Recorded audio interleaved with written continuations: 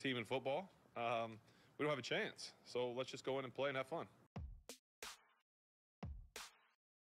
Well, I never thought I would say this, but I actually agree with Ben.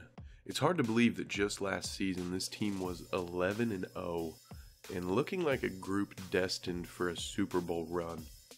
When Pittsburgh finally did lose to the Washington football team in Week 13 last season, they plummeted from the ranks of the NFL's elite. The Steelers lost 5 of their last 6, capping off a disappointing season with a wild card loss to the Browns. This season hasn't been much better for Ben and the boys, who started 1-3 before rattling off a 5-game unbeaten streak to keep them relevant.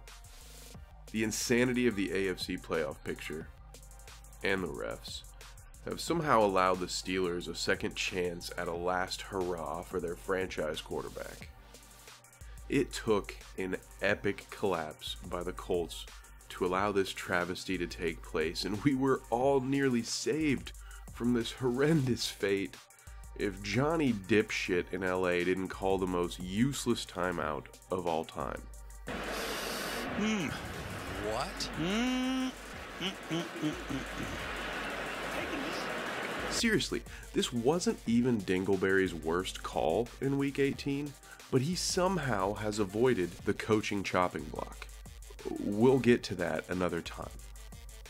So despite all odds, the Steelers have a date with destiny in the form of a trip to Kansas City.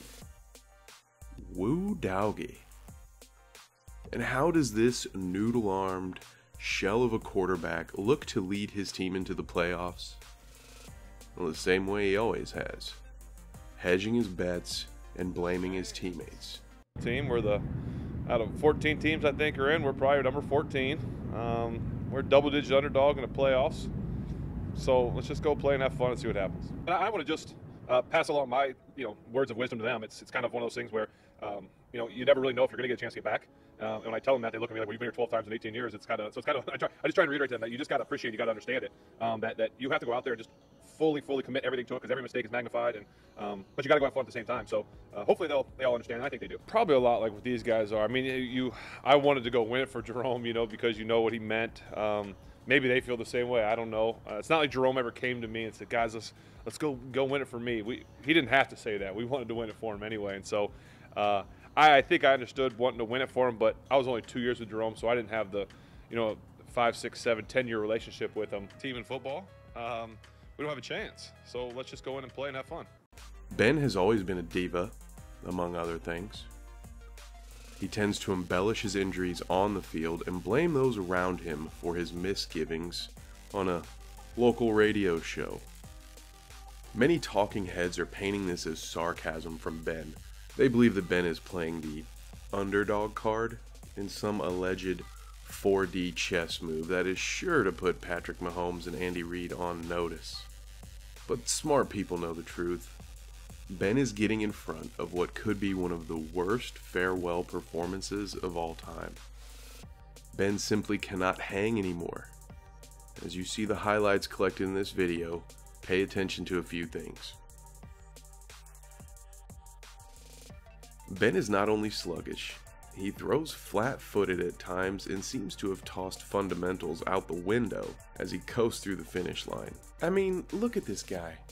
If this is Big Ben's last dance, then he's doing the stanky leg. Even on completed throws, notice how often these passes are nearly intercepted. At this stage in his career, Ben can't be trusted to complete a 6-yard out route. Given his age, tenure, and previous accomplishments, I will refrain from calling Ben Roethlisberger lazy at this moment. It is quite possible that the grueling grind and heavy hits of his long career have finally caught up to him. No matter the cause, the effect is clear. On ball fakes, play actions, or any involvement on trick plays, Ben is statuesque at best. All of that being said, Ben did not lie here. His team has been bad, and they do not match up well with this Chiefs team. Kansas City has not been the vertical offensive juggernaut of the past 2 seasons, but they are still one of the toughest outs in the NFL. More importantly to Pittsburgh, the Chiefs handed them a 36-10 beatdown in Week 16. Fortune continues to shine on Ben, as the Chiefs' top wideout Tyreek Hill went out with a heel injury last week, which nearly cost me a fantasy championship. But that's not what we were talking about. Alright? Despite this, the Chiefs have proven that they can resort to a physical, run-heavy game plan if that is what it takes to win.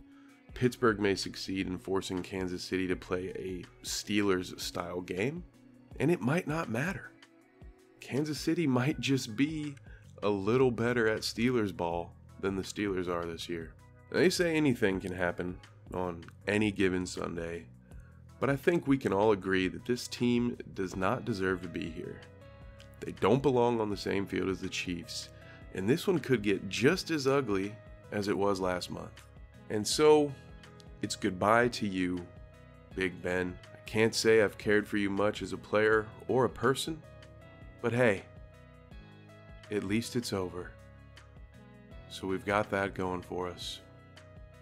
Which is nice. Thank you very much for listening to this episode of Bite Size Sports.